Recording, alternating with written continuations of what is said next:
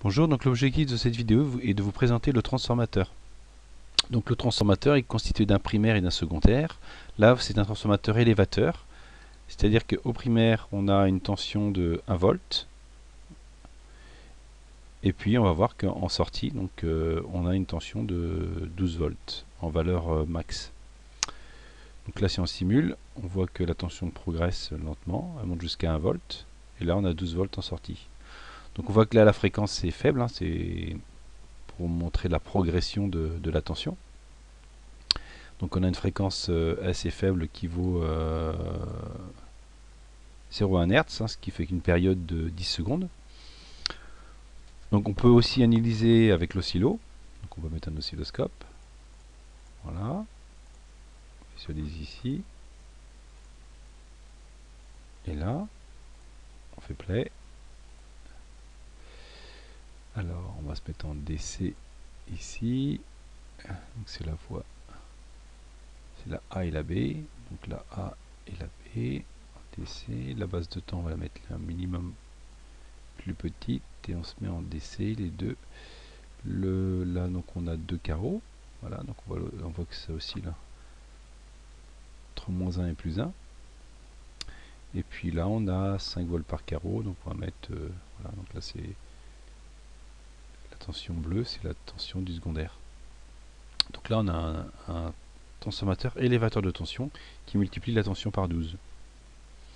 Donc voilà, avec un oscillo. On peut aussi utiliser l'analyseur analogique. Voilà. Alors dans ce cas-là, il faut impérativement mettre la terre si on veut bien que ça fonctionne. On met une sonde de tension. Une sonde de tension.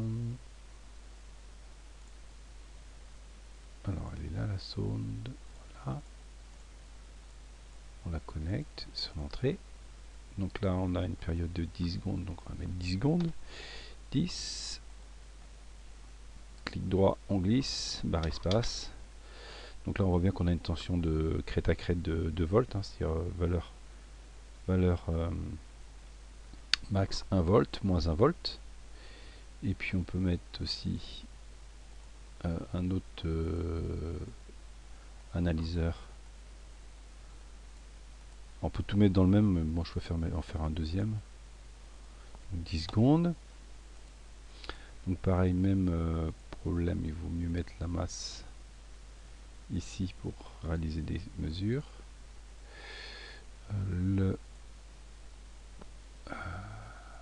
La sonde.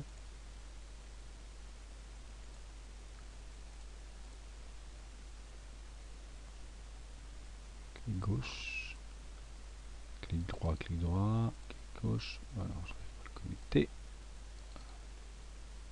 Bon, on va le mettre comme ça directement. Et voilà, clic droit, clic gauche. Oui, ici, barre espace. Voilà, donc on voit qu'on a 12 volts. Donc on a bien une amplification par 12. Alors, donc si on simule, on voit que on monte à 1 volt max et 12 volts en sortie. Maintenant, si on change la fréquence, c'est intéressant, on va voir que si on se met à une fréquence de 50 Hz, comme le secteur, 50 Hz, si on fait la simulation, on va voir qu'on ne monte pas à 1 volt, mais à 0,714, parce que la valeur efficace d'une tension, de cette tension-là, c'est 0,714, c'est-à-dire 1 sur racine de 2. Voilà, et donc là on voit que donc on amplifie bien par 12.